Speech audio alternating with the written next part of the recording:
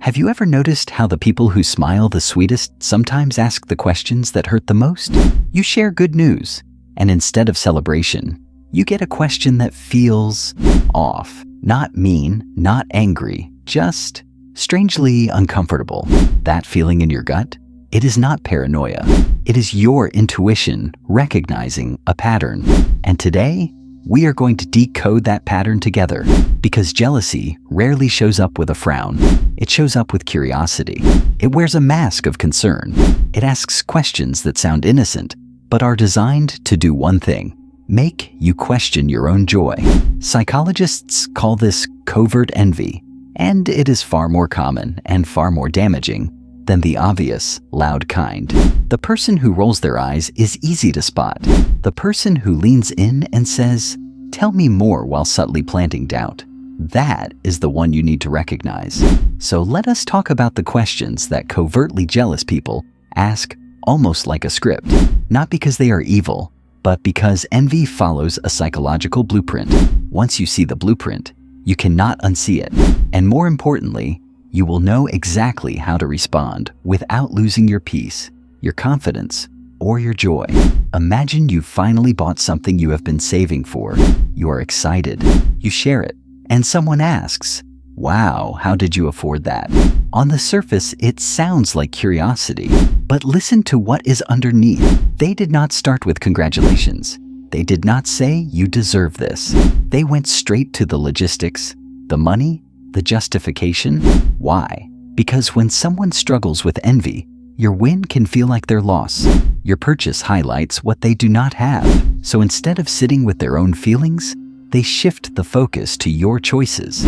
They make you explain, defend, or downplay your happiness. And the moment you start saying, "Oh, it was on sale," or "I just got lucky," you have handed them the power to shrink your moment. The psychological trap here is called justification pressure. And it works because we are wired to seek social approval. But your financial choices are not a public debate. A simple, calm response like "I planned for it," or "I treated myself," closes the door politely but firmly. No over-explaining, no guilt, just quiet confidence. Now picture this. You are excited about a new path, a career shift, a move, a creative project. You share your dream, and someone responds with gentle doubt. Are you sure that is a good idea? Notice what is missing. They are not asking about your plan. They are not offering support.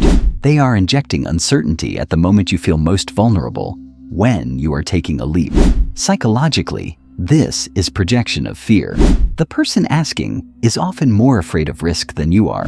Your courage highlights their caution. Your action highlights their inaction. So they frame their fear as concern for you. But real concern asks questions to understand, not to discourage. It says, "What is your backup plan?" Not "This will probably fail." The difference is intention. One builds you up, the other holds you back. When you hear this question, pause. Ask yourself, is this person helping me think this through? Or are they trying to talk me out of it?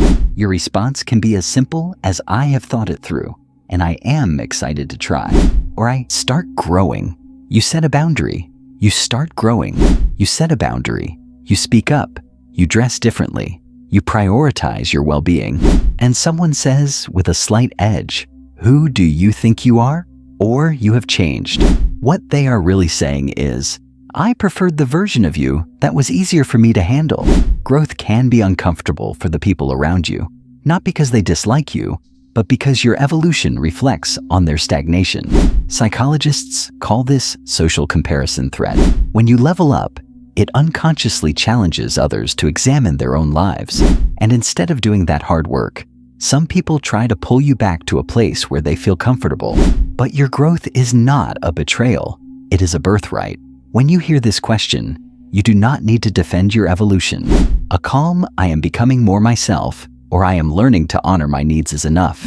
Then keep moving. The people who truly care will adjust and celebrate. The ones who do not were never meant to walk with you at this new height. You are celebrating. You are proud. You post about an achievement or dress up for an event, and someone comments, "Is that not a little much? Or do you need all that attention?" This question is not about your behavior. It is about their discomfort, with your visibility. Envy often disguises itself as humility policing.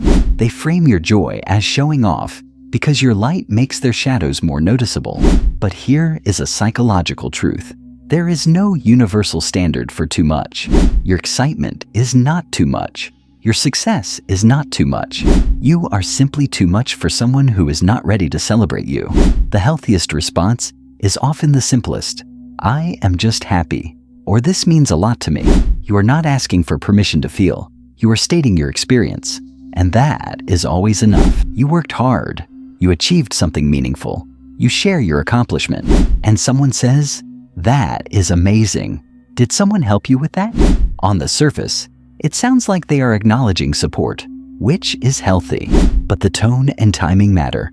If the first reaction is not "you did this," but "who helped you do this," it can feel like your capability is being questioned. Psychologically, this is attribution bias, the tendency to attribute others' successes to external factors rather than their skill or effort. When envy is in the mix, this bias becomes a tool to minimize your agency. The trap is that you might start downplaying your own role. "Well, I had help, or it was just luck." But you can own your work without denying support. A response like "I am grateful for the support, and I put in a lot of work" honors both. It is confident, balanced, and shuts down the subtle erasure. Now here is what ties all of this together. These questions are not really about you. They are about the person asking. Envy is a mirror. It shows us where someone feels lacking, fearful, or stuck. When you recognize that, you stop taking it personally. You stop feeling the need to explain, defend, or shrink. You respond with clarity, not conflict. You protect your energy, not by building walls, but by knowing your worth. And this brings us back to where we started. That gut feeling you get when a question does not sit right, trust it. It is not cynicism. It is wisdom. The people who truly support you will not make you justify your joy, doubt your dreams, apologize for your growth, hide your light, or share your credit. They will celebrate with you, simply, sincerely, without conditions. So the next time you hear one of these questions, pause, breathe, ask yourself, is this person adding to my journey? Or are they asking me to carry their uncertainty? Your answer will guide your response, and your peace is worth protecting. If this perspective helped you see a situation more clearly, I would love to hear which question resonated most with you. Sharing your experience in the comments might help someone else recognize a pattern they have been feeling but could not name. And if you enjoy exploring the hidden layers of human behavior, you are welcome to join our community. Link in the description, where we dive deeper into psychology without the noise. But remember, the goal is not to spot jealousy in others to feel superior. The goal is to protect your own growth, your own joy, your own path. Because when you stop letting covert envy dim your light, you make space for something powerful, a life that feels authentically, unapologetically yours. And when you start living that way, confident, clear, and kind, you will notice something interesting. The questions that used to shake you will start to sound a lot like that first question we asked together. Have you ever noticed how the people who smile the sweetest sometimes ask the questions that hurt the most?